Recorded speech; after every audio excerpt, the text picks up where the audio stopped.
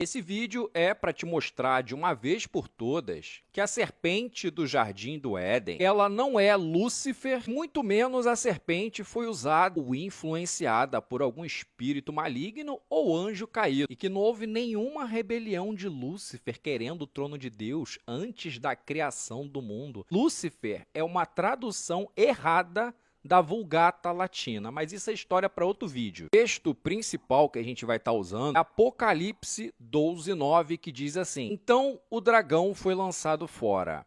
Ele é a antiga serpente chamada Diabo ou Satanás. Para que o texto fala que ele é a antiga serpente. Não que a serpente foi usada e não que a serpente foi influenciada. Ele é a antiga serpente chamada Diabo ou Satanás, que engana o mundo todo. Ele e os seus anjos foram lançados na terra. Nenhum lugar na Bíblia diz que algum ser entrou na serpente, possuiu a serpente, até mesmo usou a serpente. O nome original no hebraico, Nasha, pode ser traduzido como um ser brilhante. A gente está diante de um ser que fala, argumenta, interpreta ordens divinas e ainda conhece Deus, tem intenções morais, engana e ainda desafia a autoridade de Deus. Isso tudo é função de um ser espiritual e não de um animal. Esse ser andava pelo Éden e também pelo jardim, porque o jardim do Éden ficava no Éden. O jardim era um local do Éden. Seres celestiais transitavam no Éden, que era tipo um ponto de contato entre o céu e a terra. A serpente fazia parte do conselho divino de Deus, que é descrito em 1 Reis, capítulo 22, do 19 ao 33. A serpente se revela contra Deus, engana a Eva, passa a ser o acusador e Satanás descrito no texto base de Apocalipse que nós falamos, passando a vagar pela terra, mas ainda com acesso ao tribunal de Deus para acusar a humanidade. E isso é descrito em Jó, capítulo 1 e 2, onde Satã aparece na presença do tribunal de Deus, acusando Jó. Também em Zacarias 3, também fazendo acusações. Só que em Apocalipse 12:9 diz que ele foi lançado à terra. Foi nada daquela história de Lúcifer caindo por orgulho. Apocalipse 12:10 diz assim: Agora veio a salvação, o poder e o reino do nosso Deus e a autoridade do seu Cristo,